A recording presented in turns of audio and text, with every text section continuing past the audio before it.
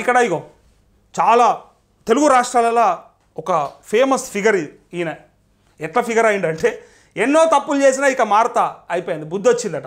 Success తలకెక్కి తాగుబోతునైనా బూతు సినిమాలు తీసి జనం నమ్మకాన్ని వమ్ము చేసిన director Ram Gopal Varma emotional post అంటూ 27 ఏళ్ల కిందటి నా సత్య మూవీని మళ్ళీ చూస్తే నేనేంటో తెలిసొచ్చింది. ఇన్నాళ్ళ ప్రయాణం గుర్తొచ్చి కన్నీళ్ళు ఆగలేదు. సరిదిద్దుకోలేని తప్పులు అర్థం లేని ప్రయోగాలు చేసినా ఇకపై గొప్ప చిత్రాలు తీస్తానంటూ ప్రమాణం అంటూ ఈయనను ఎవ్వడు నమ్మడు. ఇట్లా చెప్పి తర్వాత ఏమంటాడు తెలుసా పుసుకున, ఇప్పుడు ఇదంతా చెప్పాడు కదా, ఎవడు నమ్మమన్నాడు మిమ్మల్ని?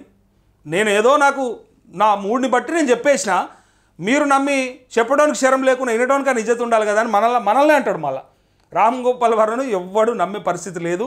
ఎందుకంటే ఎన్ని టీవీ ఛానళ్ళ ఇంటర్వ్యూలో కానీ లేకపోతే ఎన్నిసార్లు ఆయన ట్విట్టర్లలో కానీ ఎక్స్లో కానీ పెట్టిన పోస్టులను బట్టి చూస్తే చెప్పొచ్చు, మీరంతా నేను కరెక్టే ఉన్నా మీరే చక్కగా లేరని మన మీద ఎత్తేస్తాడు. ఆయనతో మనల్ని ఆగం చేస్తాడు, మనం పిచ్చోళ్ళమని చెప్తారు. అందుకే చెప్పడానికి శరం లేకుండా వినడానికి నిజత ఉండాలని మళ్ళీ ఆయనే కామెంట్ పెట్టినా మనం చదువుకొని సప్పుడు ఎక్క మూసుకొని ఉండాల్సిందే.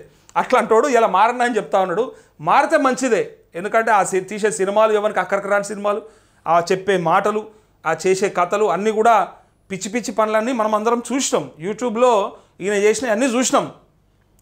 ఇక అవన్నీ నేను మళ్ళీ నోట్తో సపరేట్గా ఇక అవన్నీ చెప్పాలంటే కరెక్ట్ కాదు, కానీ అయినప్పటికీ ఆ చండాలమంతా చూసినాం కాబట్టి మారిన అంటా ఉన్నాడు. మారితే మంచిదే, మారిన మనిషి అని పెట్టుకుందాం. మారిన మనిషి రామ్ గోపాల్ వర్మ, కానీ ఇక్కడ మారతాడనే గ్యారంటీ పక్కా లేదు. కుక్కతోక వంకర అంటే మళ్ళీ ఎట్లా? కుక్కతోక వంకర ఎట్లయితే మళ్ళీ ఎప్పటోళ్ళు అవుతుందో మళ్ళీ అయినా ఆశ్చర్యం లేదు ఆయనది. ఏదో సినిమా చూస్తే జర్రంత మారిన అనే ఫీలింగ్ వచ్చింది. ఆ సినిమా చూస్తే ఏదో అంటారు కదా, బాహుబలి చూడంగానే అబ్బా ఇదిరా నేను కూడా బాహుబలి అయిపోతా అన్నట్టు ఫీల్ అవుతారు చూడు, ఇది కూడా గంతే.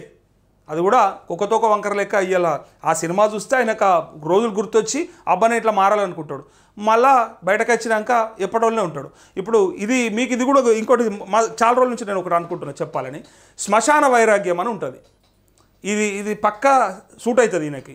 ఎందుకంటా ఉన్నంటే శ్మశాన వైరాగ్యం అంటే మన ఊర్లలో గ్రామాలల్లో ఎవరన్నా చనిపోతే అలా ఇంటికి వెళ్తాము, తర్వాత ఆ కార్యక్రమాలు సావుకు పోతాము, అన్ని అంత్యక్రియలన్నీ అయ్యేదాకా ఉంటాం, చివరికి శ్మశానం దాకా పోయి ఒక కట్టేసేస్తాం కదా.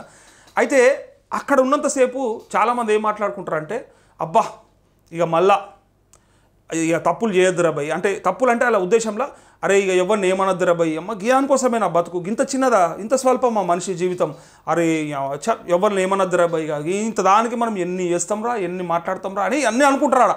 ఆడ విన్నప్పుడల్లా అది ఒక విచిత్రం అనిపిస్తుంది. దాంట్లోకి వెళ్ళి ఒక్కసారి బయటకు వచ్చి ఒక కప్పు ఛాయ్ తాగిండంటే బ్యాంచెత్ మళ్ళీ మర్చిపోయి ఏమంటాడు తెలుసా, ఎవడు రాడు నాది జానెడు జాగా జరిగిండట, వాడు 2 ఇంచుల జాగా ఎట్లా జరుగుతారా వాడు అని వాడు కాలే ఎరగాలి లేదా నన్ను ఎత్తేవాలి కాలే అని చెప్పి వీడు మాట్లాడతాడు. వాడు సావనని రావాలి కానీ నేను అది ఇడిచిపెట్టా అంటాడు, నన్ను ఎత్తివలిగినా సరిగా అది నేను ఇడిచిపెట్టా అంటాడు. అంటే శ్మశాన వైరాగ్యం వాడు ఉన్నప్పుడు మాత్రమే అట్లా అనిపిస్తుంది. ఆ లొకేషన్ ఆ పరిస్థితులు చూసి తీసుకపోయి అంటిపెట్టేటప్పుడు చూస్తారు కాబట్టి అరే నా పరిస్థితి కూడా గంతే, నేను ఇంత కష్టపడి ఇంత సంపాదించి ఇంత ఏం చేసినా నా నోడు ఇట్లనే ఉంటుంది కాబట్టి ఈ మాత్రం దానికి ఎందుకు అని ఆడనుకుంటాడు. బయటకు వచ్చినాక విడిచిపెట్టాడు. దాని ఏంటంటే శ్మశాన వైరాగ్యం అంటారు. అండ్లున్నప్పుడే అట్లా అనిపిస్తుంది, బయటకు వస్తే అది పోయి మళ్ళీ ఎప్పటివల్ల అయిపోతారు.